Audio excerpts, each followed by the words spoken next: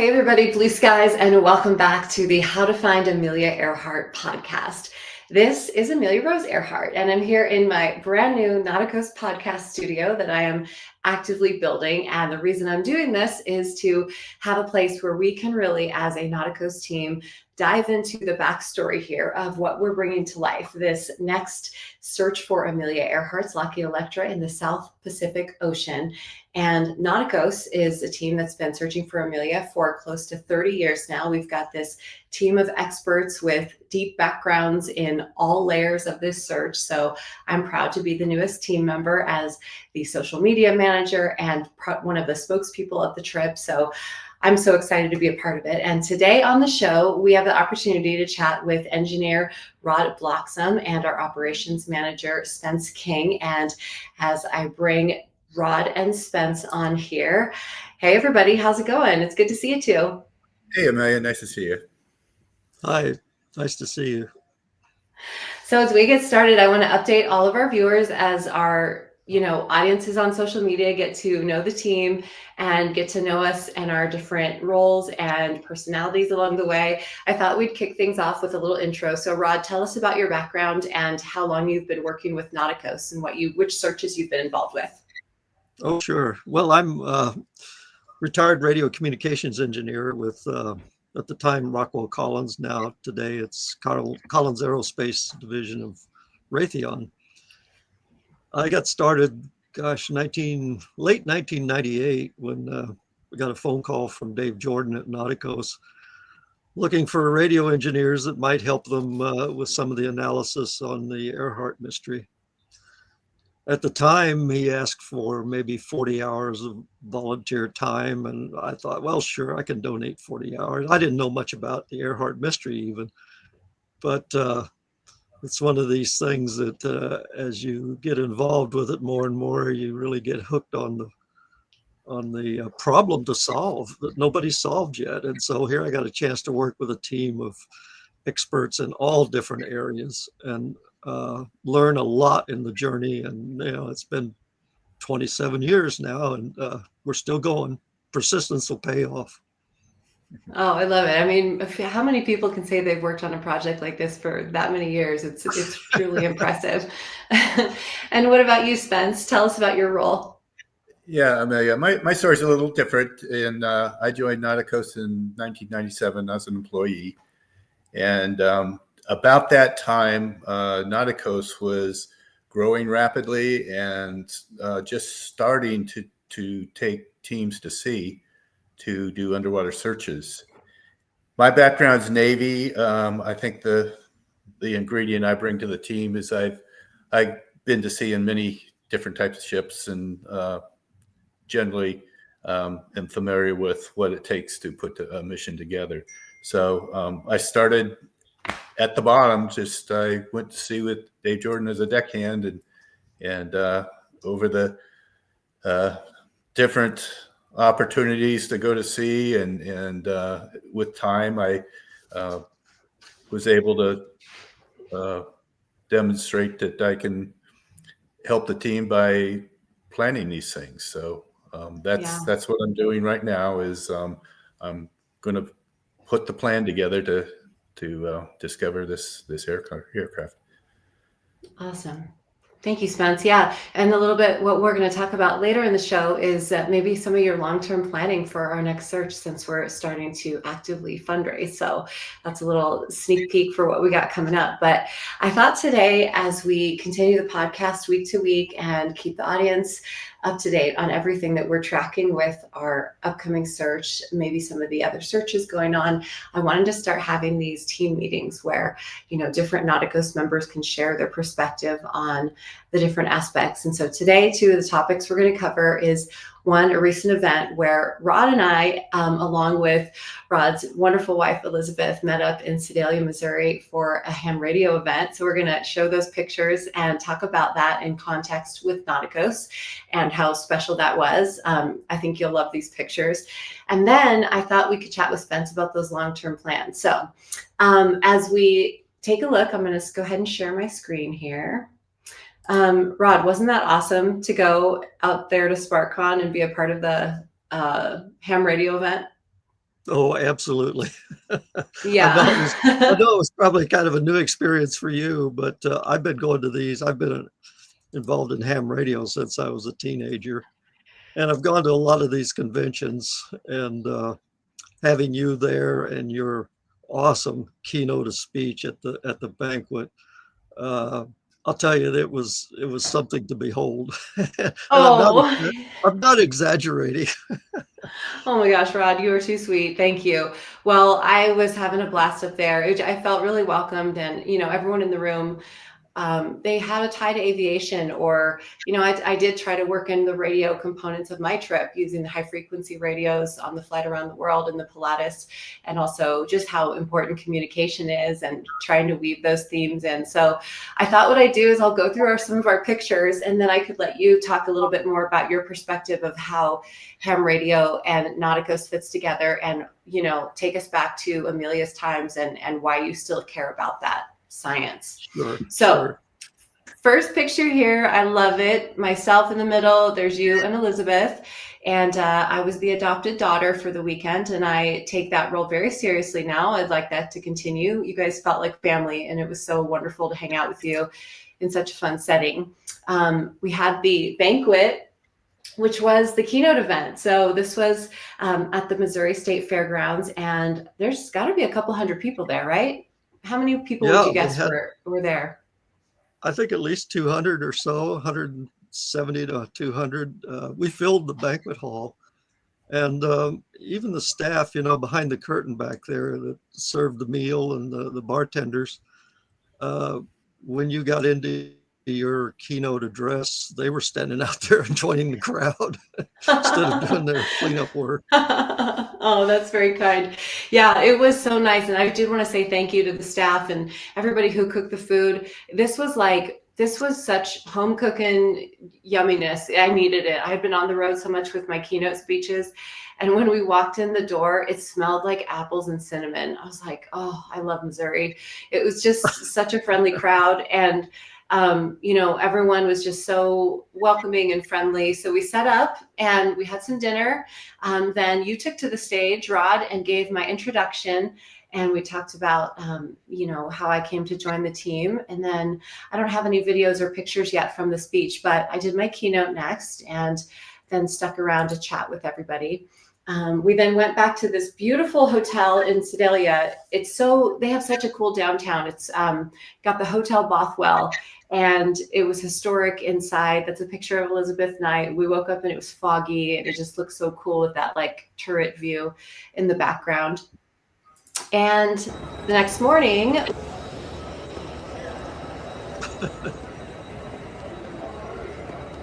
an event which took place at the Missouri State Fairgrounds as well, and all these tables were covered with radio parts and components. What were you going to say, Rod? I didn't know you took that video.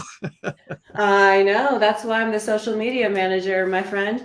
I suppose, yeah. So here's a couple of pictures from the event, and what we had was a table set up on the main floor there. And Rod, why don't you tell us what you brought to show everybody on the table there? Okay, what's on display here is restored radio equipment from 1937, the same models of antennas and radios that Amelia Earhart carried on her airplane that fateful day, and as well the receiving equipment that the U.S. Coast Guard cutter Itasca had. And this had all been restored and was used in 2020 when we partnered with Dynamic Aviation, outfitted their Beech 18, which was fully restored, and put the correct antennas on the plane, all the radio equipment installed, plus Captain Ted Parrish and his historic oyster buy boat, the Nellie Crockett, was our replica Itasca ship. And so he took it out to sea in the Atlantic, and we flew out about 150 nautical miles and back 2 different times that day. using this equipment as it was used in Amelia's time, as well as, and I didn't show it, but we also had precision modern day equipment that measured everything going on, digitally recording all the transmissions to collect data on just exactly how the whole system performed that day. So that's all on display for people to come look at. And you'll notice on the side of the table there is a display of your book, which I think everybody came and picked up a signed copy from you. Yes, I sold so many books that day. They were kind enough to let me have a little table, and we sold out. In fact, I had to order a whole new order here to Denver to make up for the orders that people prepaid for. So thank you to everybody, because it meant the world. I was getting so many just cool aviation stories shared with me, and hugs, and tales of how everything weaves together within this world that we all were a part of for that weekend. And it was just so fun. So we also launched a weather balloon, and everybody went outside. It was a gorgeous day. This weather balloon with the tracking information to the right was sent out. Rod, can you explain the significance of this at the event? Oh, sure. This is one aspect of the hobby. There's a lot of groups that will launch this balloon filled with helium, and the payload. A lot of students work on this too. It's kind of a STEM project, but it has a radio that they can track the balloon with GPS. And on your right there, you'll see the screen where the software then will take the data off the payload package and show where it's at, what altitude, what it's doing. And in this particular one, I forget the exact numbers, but it went up quite high. I don't know, somewhere around 60,000 feet. And then, it gets quite cold up there, and something failed, and they lost track of it when the Oh, failure occurred. really? Oh, no. Huh. Yeah, Yeah, that was, but yeah, somebody will find it. yeah, Some somebody farmer will will find find it it. in his field. That's great.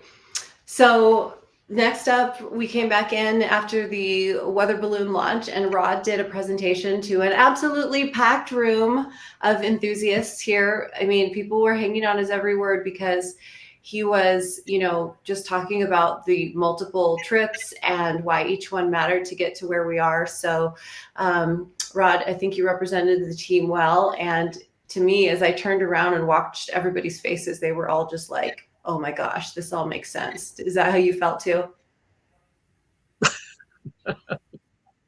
Well, yes, it's quite an adventure. I always enjoy describing it because people are interested in it. We've been out to sea 3 times now in the past 20 some years, and each one's different, and it's always an adventure, and there's always unexpected things that happen. Uh, I might mention we've had 2 once in a lifetime trips to the island of Tarawa. Nobody expected that. Spence knows all about those. But yeah, it's a fun thing, and hams are always interested in technology. Yeah, I think you did a great job. And I love co-presenting with you. You let me come up and say hello to the room. You and I, Rod, we've met up so many times already between this and the Amelia Earhart Festival 2 years in a row. And I think we make a good team, because we know how to run around and work the crowd and answer our Nauticos, Amelia questions. So it's fun to work with you.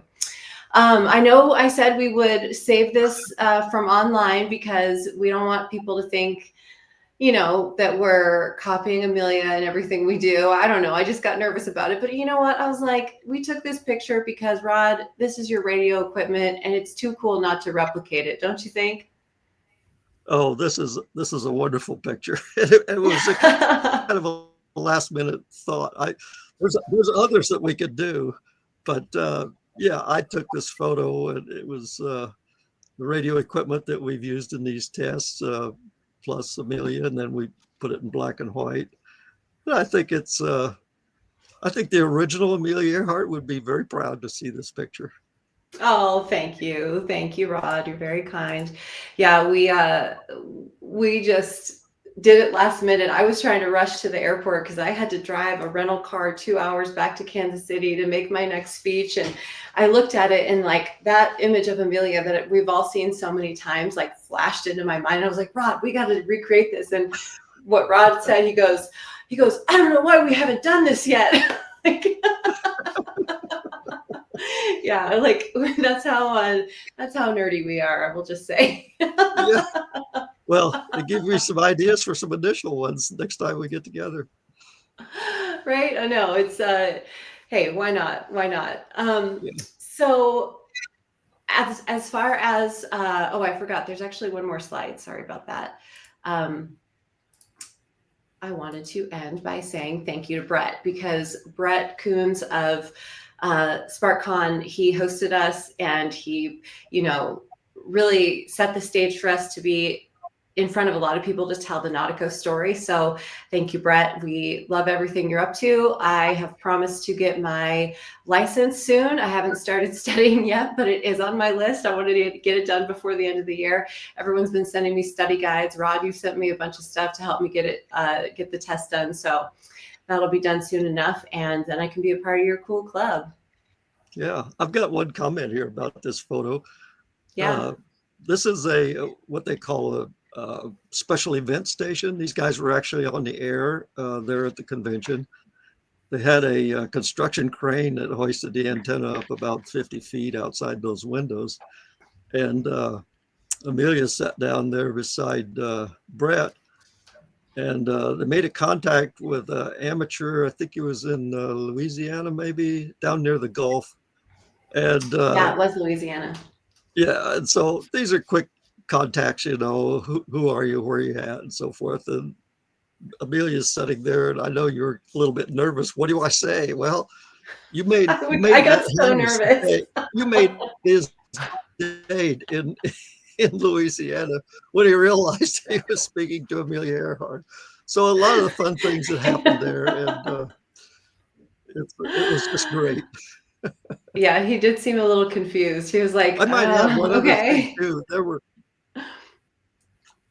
at the same time, again, I wasn't thinking very far ahead, but there were several radio clubs from different universities that, these are students working in technology on various fields. And there was a young lady there that I knew when she interned here at Collins about a year ago. And she's into rocketry, and I think she's finishing up a master's degree. Anyway, I introduced her to you. She came up after you left for the airport, and she was just thrilled, just absolutely thrilled. You made her day. Hey, she made my day. Rocket girl.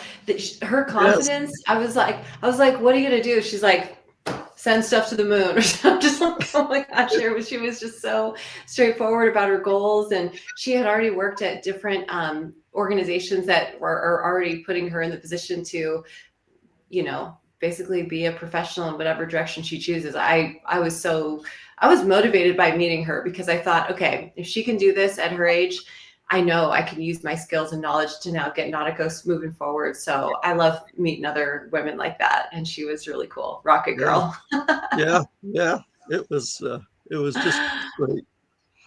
Yeah, it was really great.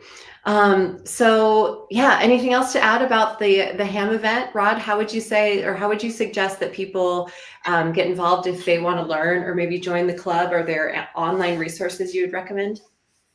Yeah, for amateur radio, look at the national organization is ARRL, American Radio Relay League. They're based in Newington, Connecticut, and there's a website. Just Google ARRL, and you'll learn what amateur radio is about. There's so many aspects. I mean, we looked at the balloon launch, but there's also amateur satellites, and there's a whole following of people that work on putting those up, designing them, operating through them, as well as many, many other aspects. One thing I might say to summarize the convention, hams typically are very astute and somewhat, in their own mind, critical of technology, how well does it work, and a little bit judgmental. And at all of these conventions I've ever gone to, you're your speech at that banquet had a standing ovation, which I've never seen before in any of these.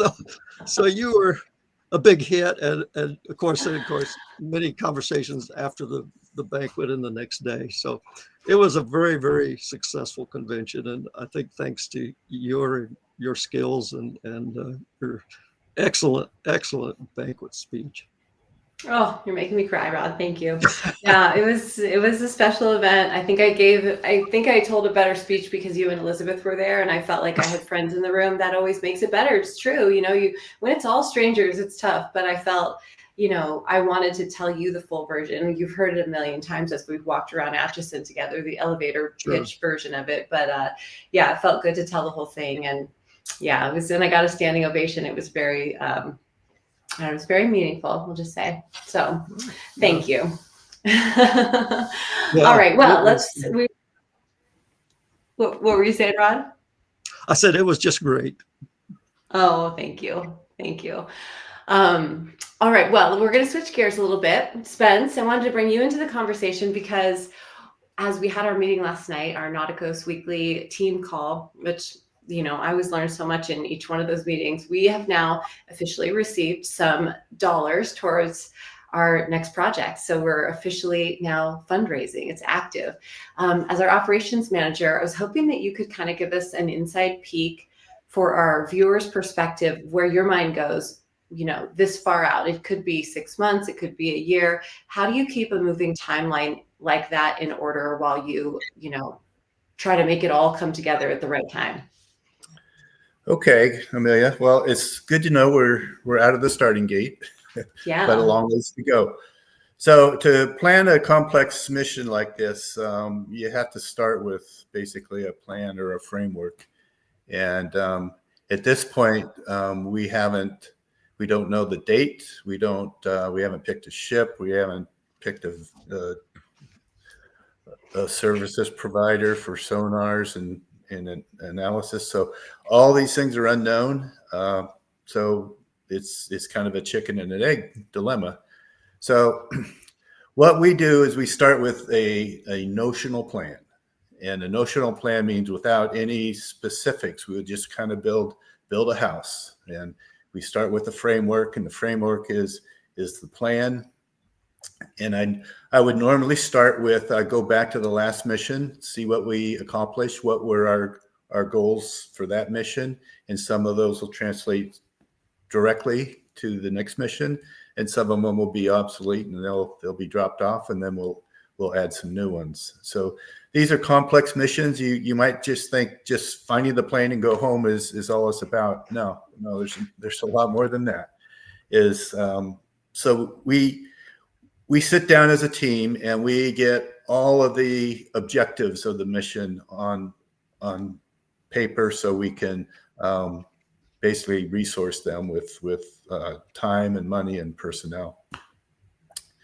So by far the longest pole in this tent is the contracts that it takes to secure a ship, and the contract it takes to secure the sonar vendors. The reason it takes so long is they're often not in your time zone or not in your country. So the most recent example, the ship owner was in Singapore. The ship's agent marketing the ship was in England, and I'm on the East Coast. And our legal advisor was on the West Coast. So there's 4 time zones right there. If we ever wanted to get together, somebody's going to be up all night. No, that adds a layer that you don't think about normally, but yeah, but, absolutely. There's standard contracts that we use to rent a ship, and the first thing we do is we survey the market, and we have to kind of know, in our notional plan, we kind of know how many people we need to bring, how long it's going to take to search the area that we want to search. And we don't know the capacity of the ship for beds. We don't know their fuel capacity. We don't know what speed the ship makes. So all these things are variables that have to stay fluid while we go through this process. So while this plan is being focused, we start to get together, and we need to define the requirements of our team. So every single person on our team is there for a reason. So each of us have some unique skill, or collectively we need to be able to perform certain things. So, for example, the things that we bring, we have to bring virtually everything. We can depend on the ship for nothing. So, I mean, we have to bring our own equipment, our own tools, our own supplies, our own repair parts.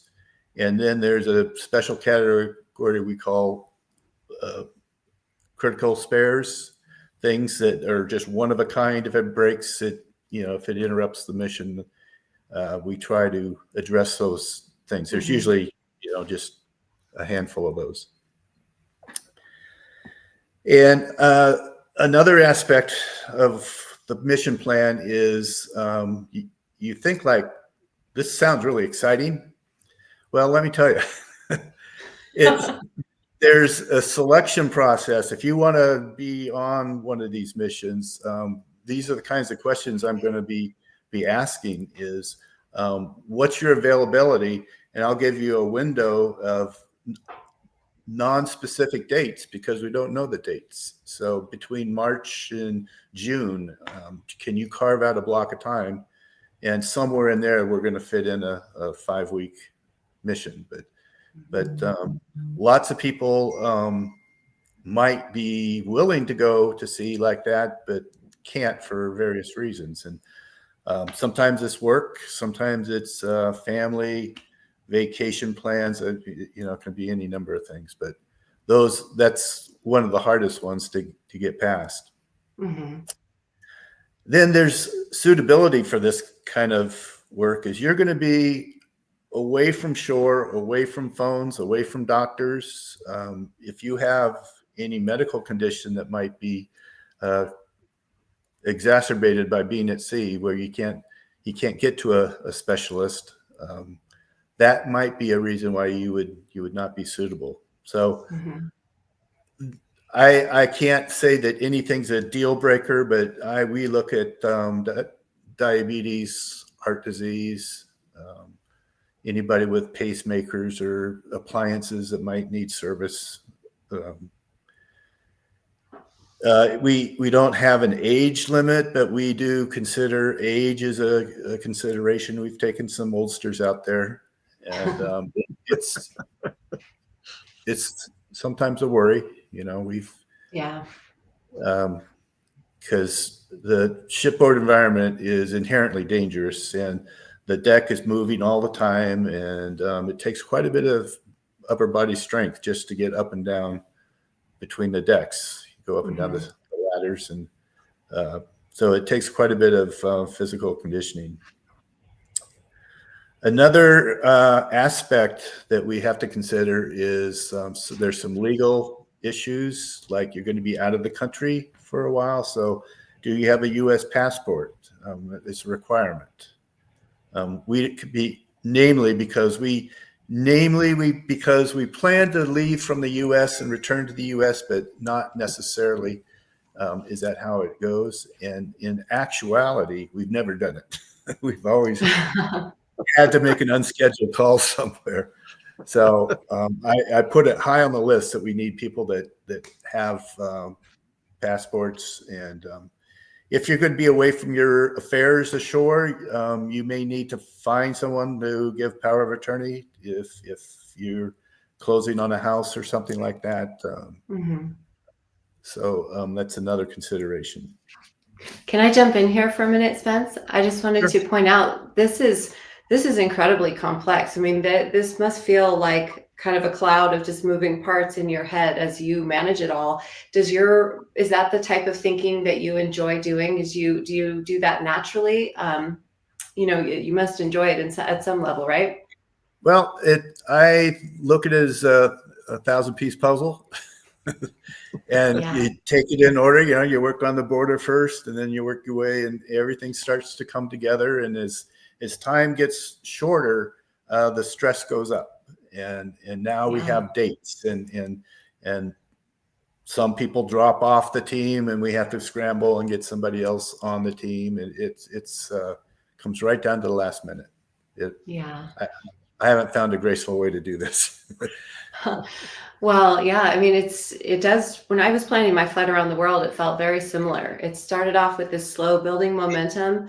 Once I had a few key critical factors, the aircraft, the fuel tank, Pratt and Whitney, a few, the key members involved, then it went very rapidly. Then it was all moving timelines that did require, just like you were saying, I was talking to people in Europe and then the team here in the US, and then also making plans for the South Pacific, flying through Papua New Guinea. So I really respect that you were able to do that, because I remember I had to create systems and flow charts and different ways to organize it all that really stuck with me through the years. And now that's how I think of everything in my life, is with that, redundancy, backup plans. If things go wrong, we do this. We have everything planned out for every possible scenario.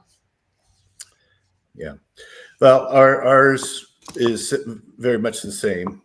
Our team is normally dispersed. They're scattered all over the country. Sometimes we've never met somebody we're going to go to sea with. Sometimes that person's never been on a ship before. So I've developed I was a one way. of them. What's that, Rod? I said I was once one of them. Yes, you were. Never been on a ship before. So how'd you handle it, Rod? Oh, I just followed what Spence told me to do.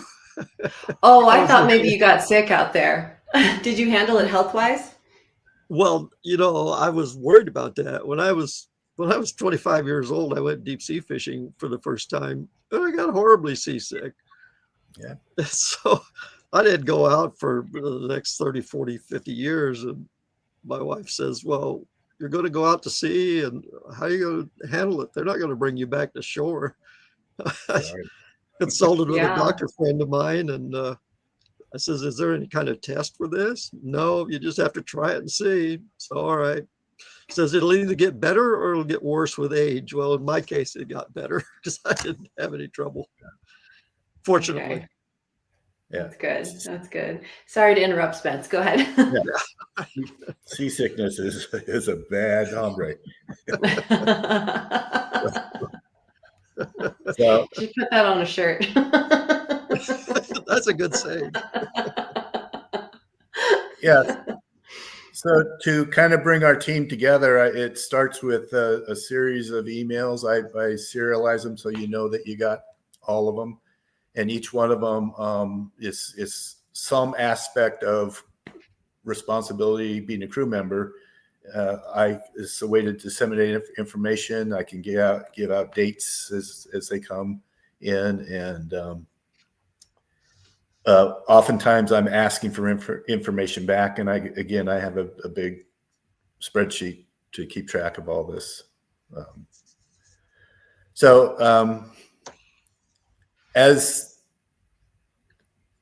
As we get closer, we're looking for a ship that's capable to perform all parts of our mission, and probably the most important thing we can find is we want the ship that's closest to the place where we're going to use it.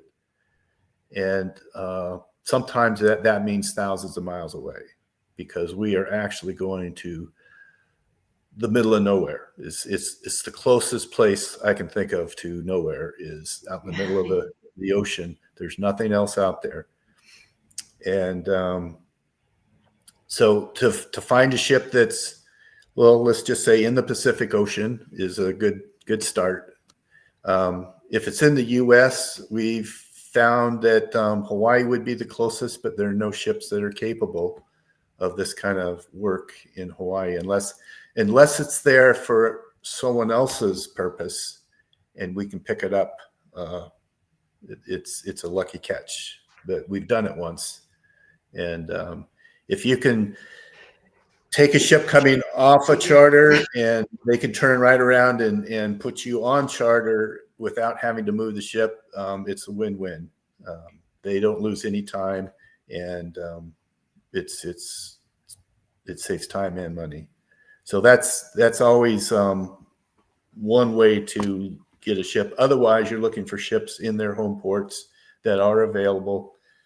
And our experience has turned out that Seattle turns out to be the closest port with availability of ships to do this. So it's about 3,000-mile trip to Hawaii, and then another 1,800-mile trip to the search area, and you pay for all of it. You charter the ship from Seattle, you take it all the way out to nowhere, do your survey for 3 weeks, and then it comes back all the way back to Seattle, and all that's on your time. So that's one reason why this kind of work is so expensive, is there's a lot of downtime that's not productive. So the only productive time I consider is we are in the survey area surveying. If we're in the survey area and we're broken, well, it's not very productive. And all that transit time is just cost that it's the cost of doing business.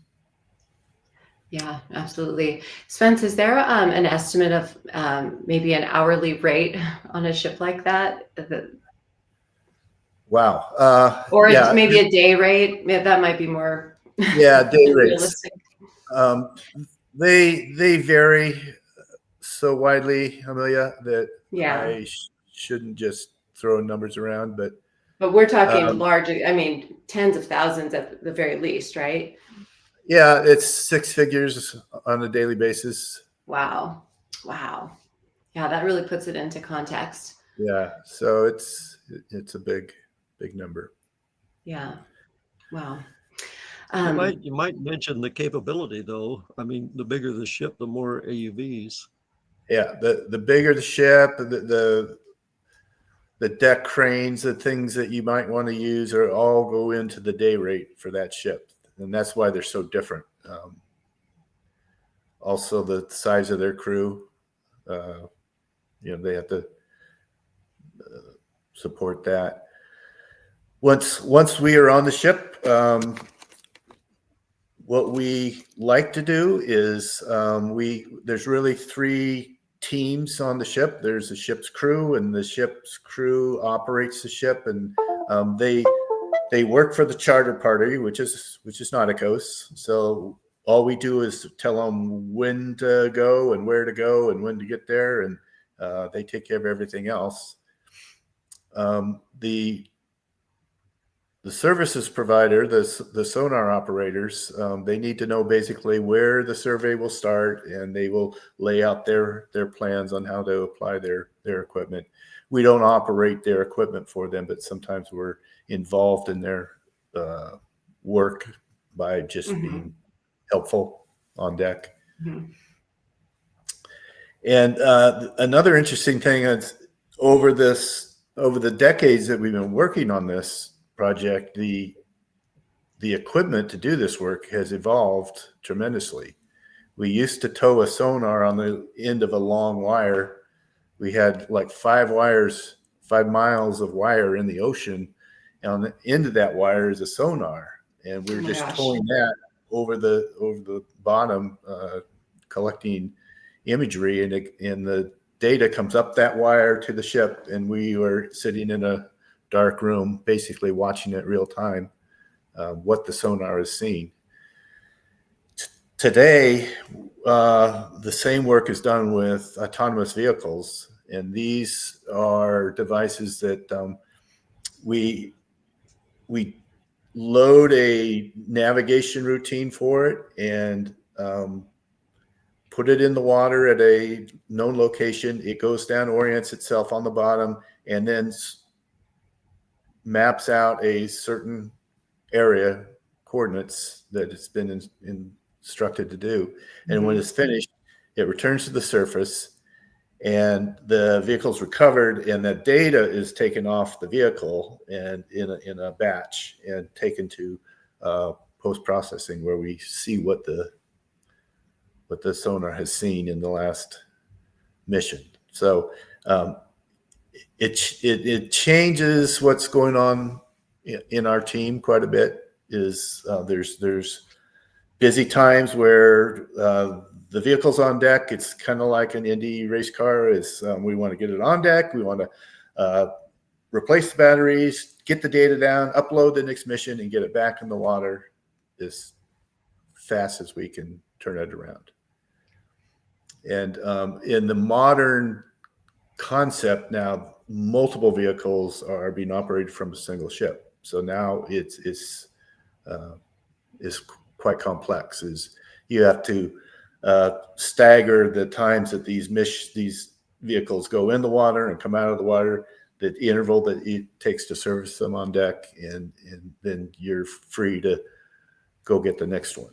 So it's Wow. kind of a orchestra. Yeah, that is. I was going to compare it to a dance. It's going to be a lot. And like when you said like a pit crew, I pictured Rod out there with like a little tool. I know he wouldn't be working with the drone. I heard that part, but I couldn't help it. That's really fascinating. Yeah, I think when people ask about our trip, the drones are really a piece that they're, enthralled by, because I don't think it's that common. I mean, I feel like the potential for documenting that part of the process, people are really going to love that. So as the operations manager, I'm overall have view of every aspect of what we're doing out there, but there's another guy called the survey manager, and he is the one basically planning out where we're going to search and getting the coordinates to the vehicle operators to put into the AUVs, and also analyzing all the data that comes back. And what they do with this data, it's stitched together electronically into a map. So the edge of one survey line is tied to the edge of the adjacent line electronically. So they're joined. And once you get a bunch of these things, they look like tiles. You actually make a map of the bottom. And the interesting thing about this area of the world is no one's seen it before. Wow. The work that Nauticus and others have done around the Howland Island objectives is the only imaged ocean floor for hundreds and hundreds of miles. Wow. So it's kind of interesting because we are the first to see underwater sea mountains and lava tubes. What else have we found? Every now and again we find a volcanic caldera was the one that stuck in my mind the very first trip, and the first time I was really watching the sonar, and so all of a sudden we over the next half hour identified this caldera that was about a mile wide. And then it really struck me. They said, we're the first human beings ever in the history of the world to have seen this. Yeah. And wasn't the airplane, but it was pretty neat. Yeah, so really I imagine someday that technology will be at a place where we can erase the water and just look down and see what's on the bottom. Wow. But unfortunately, we're not there yet. So we still have to go through some effort to find out what's down there. Wow. So we do have experts in sonar. Sonar requires interpretation. The normal untrained eye cannot really appreciate what things are, but I've been around these guys long enough. I hear them. They say that to separate a man-made object from natural formations, you're looking for sharp edges, corners, things that, if you're building a machine, you're going to have these things. A typical rock usually doesn't have sharp edges or corners. So it's possible, as we've known, others have mistaken rock piles for airplanes. We've seen it recently. So it's very difficult. So we have some leading experts in sonar interpretation on our team. And one of the nice things of going to sea with these guys is we work right next to them, and we will learn all about how they do this. So it's a lot of fun. Wow. Yeah, I really appreciate you sharing this perspective and going so in depth on the different aspects and steps, because I've been thinking a lot about it, like how on earth does this, come together? And I'm sure it's got to be stressful. Does it ever keep you up at night as you get closer to a mission? Oh yeah. Yeah. Sleep is optional sometimes. Yeah. Wow. Well, I was thinking as I was preparing for our chat, as I've been going through all of my artifacts and stuff, I found this old flight computer. You guys have seen these before, right? Where you can calculate headwinds and tailwinds, and what you do is it spins, and then you could theoretically, flight plan with this. And it's so complicated when you look at all of these numbers and options, all the different aspects coming and going. This is kind of what it's like to probably do what Spence does, is all of these factors, and eventually you will get there. But along the way, it's going to probably feel like this, moving and shifting, because one change sets a chain reaction, I'm sure, as you get closer. My wheel's much bigger. Really? Yes. Good point. Good point. It's much bigger. Well, I can't wait to learn from you and see you in action. Everyone on the team, obviously just speaks so highly of you. So it's an honor to get to work with you, Spence. I might add one comment here. One of the things, go ahead, Ron. Well, one of the things when you're on the ship, as Spence mentioned, there's the crew, there's the sonar AUV operators, and then there's the charter folks, us. And you get to the ship and everybody's all fired up, ready to go. And yet there's a lot of people you don't know. But Spence then is the nucleus for team building. We share with the crew, which I don't think happens on a lot of these ships. I've had some of the crew tell us that usually it's us and them. Well, it's an integrated operation because you're out there for a long time, and basically you depend on each other for your own safety and operational success. And since Spence is the guy that makes all that happen. Well, an easy thing to do. We try to break down all the barriers so that when we leave the dock, we're one team and one mission and one ship, and we reach across. We share information. We invite them to participate in our work, and in almost every mission, we've had the help of the ship's engineers to repair our mechanical things, and it goes both ways. So it's teamwork. It's happen. As easy as if you going to take a meal, just go sit at the table with the ship's crew, or the winch operators, and just and get to know their names and find out something about them, and don't stop until you've met them all. Yeah. I really look I can forward to that. remember meals when there's 3 different languages going on. Yeah, we learned quite a bit of Malaysian the last trip out, and I know some of our team are still in touch with them. Some of those guys. Yeah. What we observed when we walked aboard that ship, the ship was from Singapore. The crew was Malaysian, and there was back on the back deck, unrelated to anything that we're about to do, is an old broken down basketball hoop.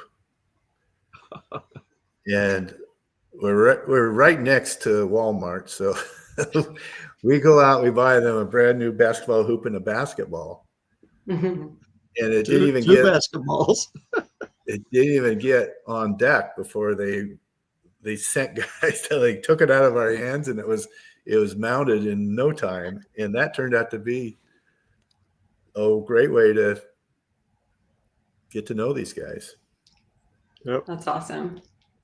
That's awesome. Gotta have a little bit of fun out there. Well, thank you, Spence. Is there anything else you wanted to share before we wrap this part of the podcast up? Well, I thank you for what you're doing. What I view you as having a critical skill, and that's the social media business. Most of us grew up before all that was invented, so it's voodoo to us. We don't know what you do, but we'd like to. We sure are glad you're on board. Well, thank you. Yeah, it's been fun being a part of it through this lens. And I know I'm teaching you guys about social media, just like I'm trying to learn about all aspects of your world. And I appreciate you guys giving me so much leeway to kind of do it my own way and find our style as a team, and for hopping on camera with me. I know that for me, this is easy, right? TV news anchor for 15 years. I could yap on here all day. But for you guys, I just appreciate it very, very much. And I thought to end just on a little bit of a fun, sentimental note, I would show you that I have been working on this jacket. I'm going to go full screen here so I can show you the biggest view. I've been working on this jacket for years, of all of my patches that I've received through my aviation adventures, like flying with the Thunderbirds. And this one came from the Air Force Academy. This one was from an exploration camp in Iceland. I've got the Electra on here. And so I'm taking this to the tailor soon to get all these patches sewn on. And right when I joined the Nauticos team, I was like really interested in making patches right away. And I hopped right on it. So I have to show you something cool. I think Spence saw this once before, but I love the visual. I love important cases. And this is one of my suitcases that went around the world with me. So what I did, they kind of fell out of order here, but we've got all these Nauticos patches that I've been giving out to key people who are involved in our mission. You have to earn a patch. You can't buy a patch yet, which makes it, I think, kind of fun to see where they end up in the world. But I'm going to add this one right up here. It's going to be my newest addition, and I'm going to get Amelia Rose put in white cursive sewn on there. So what do you guys think? Is this is going to be a fun piece, right? Yeah, for sure. I think it's going to be cool.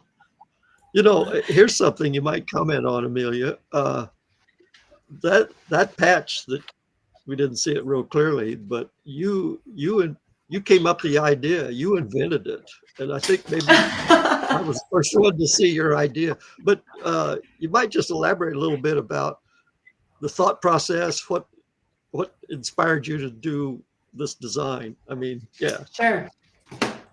Yeah, well, we were trying to think of, what symbol do we want this particular mission to have for Nauticos, because in the past it had the mission name of I have the other sticker here.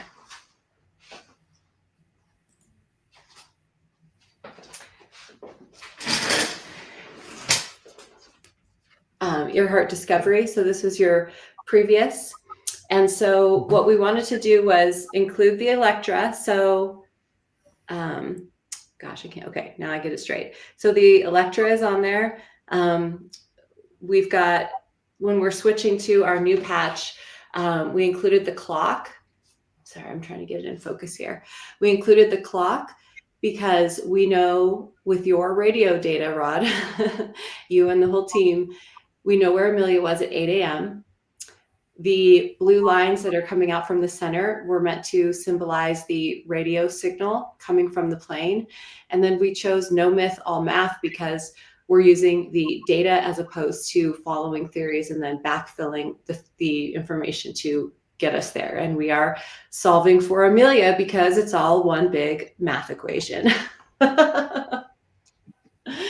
So I'm really proud of it because it's really bold. It's kind of it's like, it's a challenge, but it's based on testing that challenge, right? Going out there and actually doing it.